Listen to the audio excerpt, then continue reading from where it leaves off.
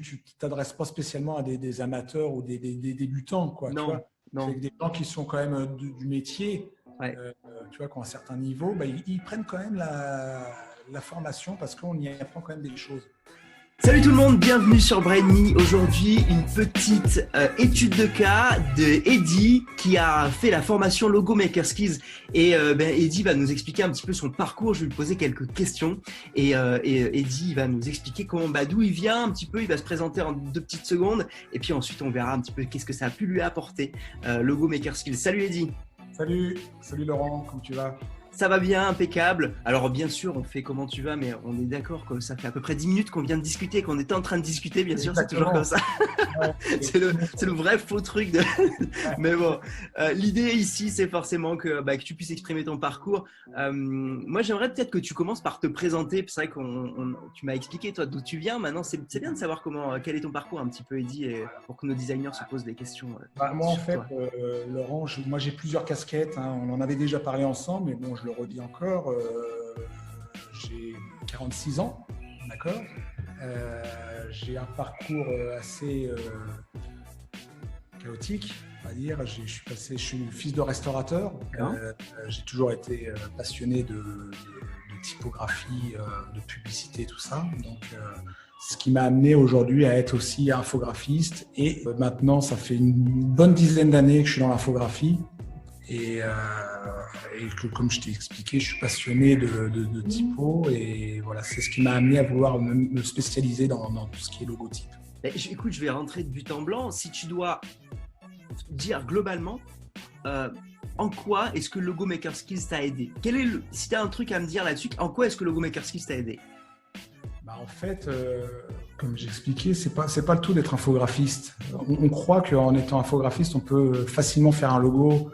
Et en fait, pas du tout. Un logo, c'est pas juste prendre une typo dans sa base de données et lui ajouter un pictogramme qui correspondrait éventuellement au corps de métier. Non, pas du tout. Il y a des règles. Et ces règles-là, on les connaît pas forcément. On les connaît pas forcément. Exactement. C'est justement ces règles-là, et on les voit dans la formation, c'est souvent des règles qui peuvent paraître être extrêmement minimes. On peut se dire c'est des futilités. Et en fait, c'est ce qui fait toute la différence, et tu l'as vu, entre des logotypes pro et des logotypes des designers amateurs, comme on le voit de plus en plus. C'est vrai qu'à la sortie de cette formation, on n'a plus le même œil sur les logos. Hein. Sincèrement, on les voit différemment. On voit tout de suite les écarts de lettres pas respectés. On voit très bien, même au niveau de la baseline, que si le logo est réduit, ça y est, on ne va plus le voir. Enfin, c'est tous ces détails-là que tu nous apprends dans la formation et qu'on ne voit pas forcément au début, quoi. D'ailleurs, dans ces détails que tu viens de citer, quel est le détail, quel est le truc que tu dis, ça, s'il y avait un truc à retenir de cette formation, lequel ce serait? C'est celui-là. C'est le fait de réduire, en réduisant le logo, c'est là qu'on voit qu'il ne va pas passer sur certains supports. Les lettres sont bouchées, la baseline, suivant bien évidemment la taille de la réduction, mais on ne voit plus le symbole est bouché. Donc c'est vrai qu'avec la formation, on apprend à aérer un petit peu tout ça avec les espaces, à jouer avec les espaces négatifs, tout ça, quoi. Très bien. Qu'est-ce que tu appelles boucher, par exemple?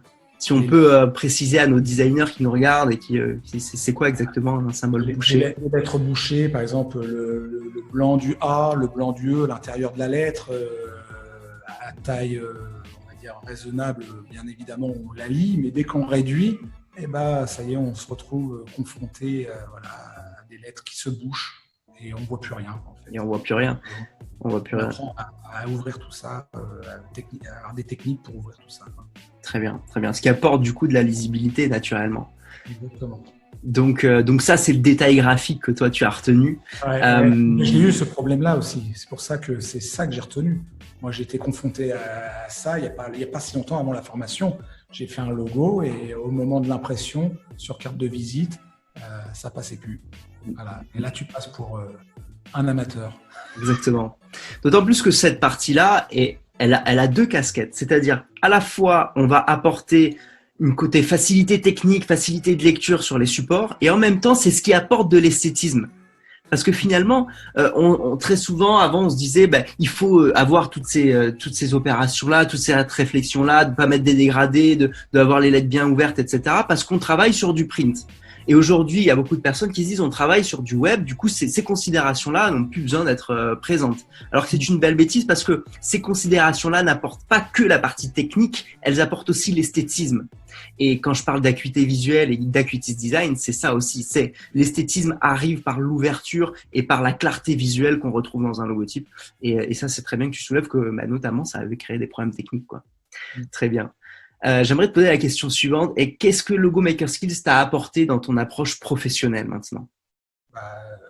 Tu y vas avec beaucoup plus d'assurance. Beaucoup plus d'assurance. Tu es sûr de toi. Donc, là-dessus, franchement, j'incite tes futurs élèves à faire cette formation parce que franchement, ça apporte de l'assurance. D'accord. Et le client le ressent tout de suite avec certains arguments. Tout de suite, il comprend à qui il a affaire. Tu vois, tu deviens tout de suite aux yeux de tes clients plus un professionnel. D'accord. Avec une confiance en toi qui te permet vraiment d'être sûr de toi, quoi. Ouais, tu abordes ton client plus facilement. Exact, ouais. Et d'autant plus que je vends pas cette formation. Du moins, je ne peux pas me permettre de vendre cette formation en disant vous allez vendre des logos à 3 000, 4 000 euros, 5 000 euros. Mais derrière ça sous-tend le fait de pouvoir au moins augmenter naturellement ses tarifs parce qu'on a de l'assurance et parce qu'on se permet plus facilement. Après, on ne pourra pas refaire le marché. On en a déjà parlé, on en parlait juste avant le commencement de cet enregistrement. C'est qu'on ne peut pas refaire le marché si on arrive dans un marché où il n'y a pas la conscience qu'il faut mettre plus cher.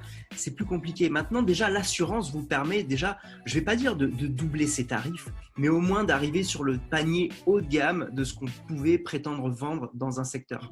Et justifier son prix. Exactement. Justifier son prix avec tous ces arguments qui font que une lisibilité du logo, qu'un petit graphiste ne prendra peut-être pas en considération, mais au moment d'arriver chez l'imprimeur par exemple, ou se retrouver sur un site web pour caser le logo dans un head banner et puis qu'il ne passe pas, le client au final, comme je te disais, il a payé pour rien, il a fait une dépense. Et non un investissement. Très bien. Petit tips d'Eddy, si vous voulez convaincre vos clients, expliquez-leur qu'il ne faut pas, qu'on prend pas un professionnel, qu'on prend un professionnel justement pour faire un investissement et pour éviter que ce soit une dépense, que cet argent soit dépensé. Très bien.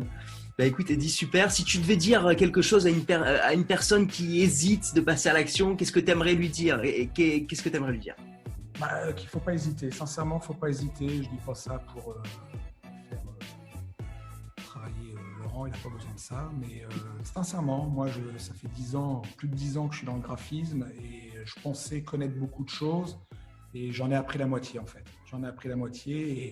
Et donc on en ressort plus fort, formé, prêt, armé. Super. Avec un œil aiguisé.